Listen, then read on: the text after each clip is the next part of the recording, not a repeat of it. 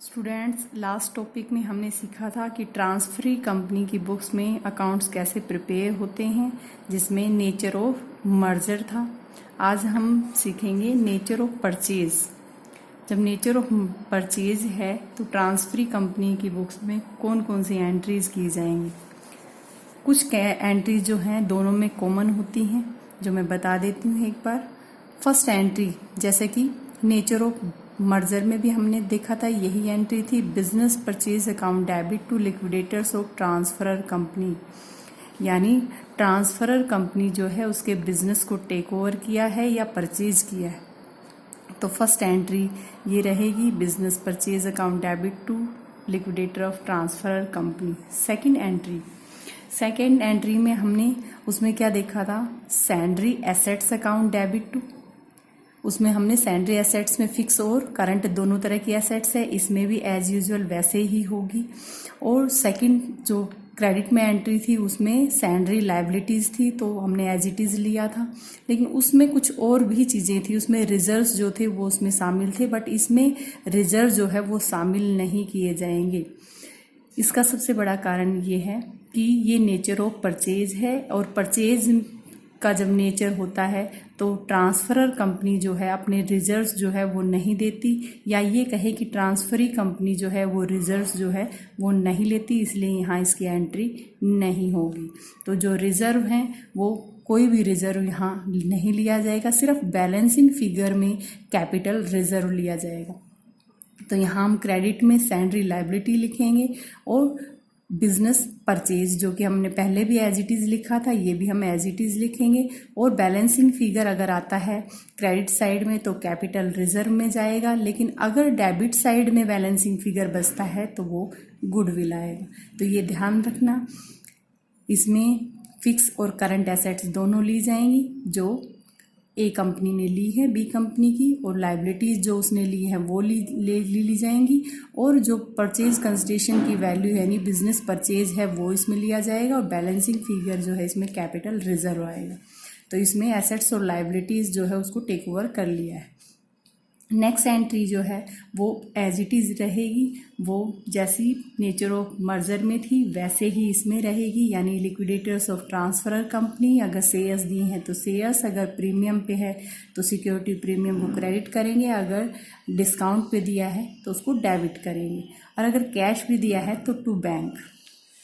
इसमें एक next entry जो है वो बिल्कुल अलग है, जो कि हमने नेचर ऑफ मर्जर में नहीं पढ़ी थी। ये था amalgamation adjustment account debit to statutory reserves. अगर स्टैच्यूटरी रिजर्व्स जो है उसका लेखा किया जाएगा, यानी जो बी लिमिटेड है अगर वो स्टैच्यूटरी रिजर्व को जो है उसको मेंटेन करके रखती है तो ये एंट्री होगी, अगर मेंटेन करके नहीं रखती है तो इस एंट्री को रिवर्स कर दिया जाएगा। और बाकी चीज़ें एज इट इज़ रहेगी, यानी लिक्विडेशन के एक्सपेंसेस अगर पे करेंगे तो यहाँ हमारे पास गुडविल या फिर कैपिटल रिजर्व बचता है, तो यहाँ इससे हम एंट्री करेंगे। लेकिन नेचर ऑफ मर्जर में हमने इसे जनरल रिजर्व से एंट्री की थी, क्योंकि जनरल रिजर्व वहाँ बैलेंसिंग फिगर में था। यहाँ या तो गुडविल बैलेंसिंग फिगर में आएगी या फिर कैपिटल रिजर्व आएगा, तो इसको हमने यहाँ लिया है।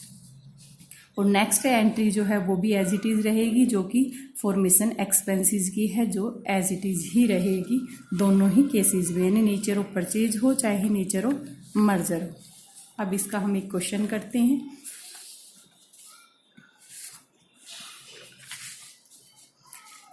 जैसा कि हमने फर्स्ट क्वेश्चन में किया था, जिसमें हमने लास्ट वन ये लेना है, the amalgamation is in the nature of purchase, ये हमने सोल्व किया करना है। तो हमारे पास जो जो चीज़ें गिवन थी तो उसमें भी जो गिवन थी वो एज इट इज़ ही है। तो यहाँ हमारे पास परचेज कंसिडरेशन के रूप में क्या क्या चीज़ें हैं, परचेज कंसिडरेशन जब हम निकालेंगे तो परचेज कंसिडरेशन में हमारे पास इक्विटी शेयर्स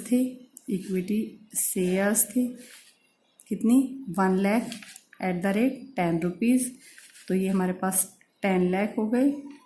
और सेकंड हमारे पास था 3011% प्रेफरेंस शेयर्स थे @ 100 रुपीज़ ईच, ये हमारे पास अमाउंट थी 3 लाख की। हमारे पास कैश जो है वो नहीं दिया गया है, तो हमने यहाँ बैंक या कैश को नहीं लिया है, तो ये हमारे पास 13 लाख की अमाउंट जो थी वो परचेज कंसिडरेशन की आ गई थी। अब फर्स्ट एंट्री हम थ्रो करेंगे। फर्स्ट एंट्री हमने जैसा कि लिखा था, business purchase account debit to liquidator of transferor company, तो इसको हम एज इट इज लिखेंगे, business purchase account debit to liquidators of transferor company हमारे पास यहाँ है बी लिमिटेड, तो यहाँ हम बी लिमिटेड लिखेंगे। अमाउंट कितनी लिखेंगे, 13 लाख की। ये एंट्री सेम है दोनों ही नेचर में, यानी नेचर ऑफ परचेज हो चाहे नेचर ऑफ मर्जर हो। सेकंड एंट्री जो है वो है सैंड्री एसेट्स अकाउंट डेबिट।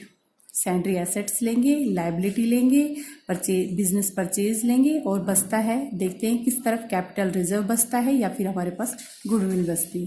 तो यहाँ हमारे पास क्या क्या चीज़ें दे रखी हैं, फिक्स एसेट्स दे रखा है, तो fixed assets account debit, current assets account debit, तो यहाँ हमारे पास ये कितनी दे रखी है, 10,28,000 वैल्यू की दे रखी है और 7,20,000 वैल्यू की दे रखी। टू सैंड्री लाइबिलिटी, सैंड्री लाइबिलिटी में हमारे पास क्या है, करंट लाइबिलिटी है, करंट लाइबिलिटी ये हमारे पास है 75,000 की, सॉरी 2,15,000 की, 2,15,000 की हमारे पास है। और डिवेंचर्स हैं टू 12% डिवेंचर हमारे पास दे रखे हैं 75,000 के। और हमारे पास जनरल रिजर्व है, स्टैच्यूटरी रिजर्व है, सरप्लस है। इनमें से हमने कोई भी चीज़ नहीं लेनी है, क्योंकि यहाँ एंट्रीज में हमने सैंड्री लाइबिलिटी लेनी है। तो सैंड्री लाइबिलिटी में हमारे पास करंट लाइबिलिटी और डिवेंचर्स लिए जाएंगे। उसके बाद बिजनेस परचेज की वैल्यू है, बचेगा तो कैपिटल रिजर्व है। टू बिजनेस परचेज ये हमारे पास अमाउंट आई 13 लाख की। और टू दोनों इस तरफ की भी ऐड कर देंगे एंट्रीज़ की अमाउंट को, और इस तरफ की भी एंट्रीज़ की अमाउंट को हम ऐड कर देंगे। तो हमारे पास बैलेंस जो है वो किस तरफ का बच रहा है, देखते हैं बस चेक करके। बैलेंस हमारे पास किस तरफ का है, बैलेंस हमारे पास बच रहा है कैपिटल रिजर्व का, यानी 1,58,000 जो है ये हमारे पास आ गया कैपिटल रिजर्व।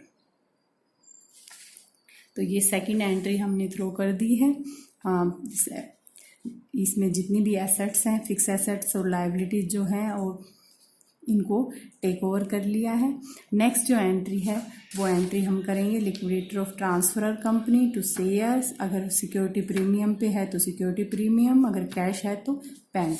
तो यहाँ हम एंट्री करेंगे third entry, liquidators of transferor company B limited account debit. दिया क्या है, टू इक्विटी शेयर्स दिए हैं, तो इक्विटी शेयर्स कैपिटल, और 11% प्रेफरेंस शेयर्स दिए हैं, तो प्रेफरेंस शेयर कैपिटल। और ये एट पार पे दिया है, तो प्रीमियम है नहीं तो सिक्योरिटी प्रीमियम नहीं लेंगे, और ना ही हमें कैश मिला है तो बैंक की एंट्री करेंगे।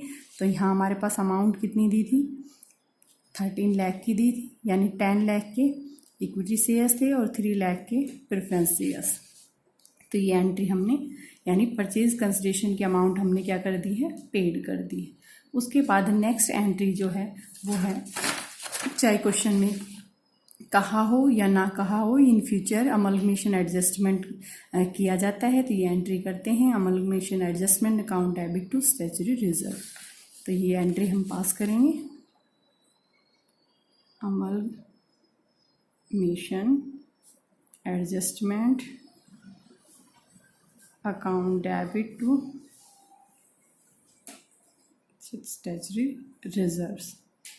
हमारे पास कितनी अमाउंट के थे, ये हमारे पास थे 35,000 के, तो ये 35,000 की वैल्यू हम लेंगे। बाकी जो एंट्रीज हैं इसके बारे में क्वेश्चन में कुछ कहा नहीं गया है, ना ही लिक्विडेशन के एक्सपेंसेस है, ना ही फॉर्मेशन के एक्सपेंसेस है, तो ये बाकी एंट्रीज हम नहीं करेंगे। अब हम इसमें बनाते हैं बैलेंस शीट। बैलेंस शीट बनाने के लिए क्या चाहिए हमें, बैलेंस शीट यानी हम जब हमारा नेचर ऑफ परचेज है तो हम बैलेंस शीट किस तरीके से बनाएंगे वो एक मैं बता देती हूँ, फिर हम नोट करते चले जाएंगे। देखिए बैलेंस शीट जब हम बनाएंगे तो ए का जो कुछ है तो वो तो है एज इट इज़, बी का हम देख देख कर लेंगे कि उसने क्या चीज़ लिया है क्या नहीं लिया है। जैसे रिजर्व्स उसने नहीं लिए हैं तो रिजर्व उसमें शामिल नहीं करेंगे। तो यहाँ इक्विटी शेयर्स जो हैं, इक्विटी शेयर्स 30 लाख के उसके अपने थे और 10 लाख के अमाउंट के, जैसे कि हमने पहले भी बैलेंस शीट में किया था बी लिमिटेड में, बी लिमिटेड को उसने 10 लाख के इक्विटी शेयर्स जो है नई कंपनी में इक्विटी शेयर होल्डर बनाया है। तो 30 लाख की वैल्यू ये हो गई और 10 लाख की ये हो गई, तो कितनी हो गई टोटल 40 लाख। और प्रेफरेंस शेयर होल्डर उन्होंने 3 लाख के अमाउंट के बनाए हैं, तो उसके अपने खुद के नहीं हैं। और बी लिमिटेड में के जो शेयर होल्डर थे उनको उन्होंने 3 लाख की वैल्यू तक के प्रेफरेंस शेयर्स दिए हैं, तो वो 3 लाख की वैल्यू भी हम ले लेंगे। तो इक्विटी शेयर्स कैपिटल में हमारे पास टोटल अमाउंट कितनी हो गई, 30 लाख प्लस में 10 लाख 40 लाख प्लस में 3 लाख 43 लाख। तो ये हमने एज इट इज जो है 43 लाख अमाउंट शेयर कैपिटल में ले ली है। उसके बाद आता है रिजर्व। रिजर्व में क्या क्या चीज़ें लेंगे, जनरल रिजर्व। अब यहाँ बात करते हैं कि बी लिमिटेड के उसने रिजर्व नहीं लिए हैं तो उसके रिजर्व्स को नहीं लेंगे। सिर्फ कौन सा रिजर्व लेंगे, स्टैच्यूटरी रिजर्व लेंगे, क्योंकि ये उसने मेंटेन करके रखने के लिए कहा है बी लिमिटेड का। तो यहाँ हम जनरल रिजर्व लेंगे सिर्फ ओनली 12 लाख के, स्टैच्यूटरी रिजर्व लेंगे 1,20,000 प्लस में 35,000। ये रिजर्व हम ले लेंगे क्योंकि इसको आगे मेंटेन करने के लिए क्वेश्चन में कहा हो या ना कहा हो, ये हमेशा मेंटेन किए जाते हैं। तो 1,20,000 प्लस में 35,000।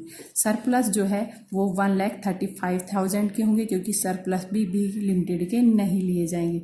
ये ध्यान रखने वाली बात है, इसमें कोई भी रिजर्व नहीं लिया जाएगा, सिर्फ स्टैच्यूटरी रिजर्व को छोड़कर किसी रिजर्व को इसमें शामिल नहीं करेंगे बी लिमिटेड के। और ए लिमिटेड की एज इट इज सारी चीज़ें ले ली जाएंगी, तो ये भी ले लेंगे। और इसमें कैपिटल रिजर्व जो आया था वो कैपिटल रिजर्व भी लेंगे जो हमारा 1,58,000 का आया था। तो यहाँ टोटल रिजर्व कितनी अमाउंट के हो गए हैं, जनरल रिजर्व हो गया है, जनरल रिजर्व 12 लाख का है। स्टैच्यूटरी रिजर्व है जो कि 1,20,000 प्लस 35,000 1,55,000 के हो गए हैं। और जो सरप्लस है वो 1,35,000 के हैं और कैपिटल रिजर्व जो हमने निकाला था वो 1,58,000 का है। तो ये टोटल रिजर्व हमारे पास हो गए हैं रिजर्व एंड सरप्लस में 16,48,000 के। अब नेक्स्ट है लॉन्ग टर्म बोरोइंग्स में हमारे पास आ रहा है 12% डिवेंचर्स थे, यानी हमारे पास यहाँ 12% से 13% पे कन्वर्ट हो गए हैं, बट अमाउंट सेम है। तो यहाँ 13% डिवेंचर्स जो हैं वो 75,000 अमाउंट के हो गए जो कि लॉन्ग टर्म बोरोइंग्स में आ गए हैं। उसके बाद करंट लायबिलिटी है, दोनों की ले लेंगे क्योंकि करंट लायबिलिटी ली है 3,55,000 एंड 2,15,000, दोनों को हम ऐड करके अमाउंट ले लेंगे। तो ऐड करने से अमाउंट हमारी आती है 5,70,000, तो हम एज इट इज़ ले लेंगे। उसके बाद फिक्स एसेट्स जो है दोनों की ले लेंगे, यानी 35,000 प्लस में 10,28,000। और करंट एसेट्स भी दोनों की ही ले लेंगे 13,10,000 और 7,20,000। इसमें एक अमाउंट और ली जाएगी जो कि स्टैच्यूटरी रिजर्व की थी जो मेंटेन करके रखी गई थी, तो उसको हम नॉन करंट एसेट्स में लेंगे जहां हम अमलगेशन एडजस्टमेंट के रूप में इस अमाउंट को दिखाएंगे। तो इसको भी हम करंट एसेट्स या और फिक्स एसेट्स के साथ ऐड करेंगे। तो यहाँ हमारे पास अमाउंट जो आती है वो टोटल जो है 65,93,000 दोनों तरफ आती है। तो ये हमने बैलेंस शीट जो बनाई है इन केस ऑफ परचेज। तो आप एक बार देख लीजिए, आप लोगों की जो भी प्रॉब्लम्स है वो आप कमेंट करके डाल दीजिए।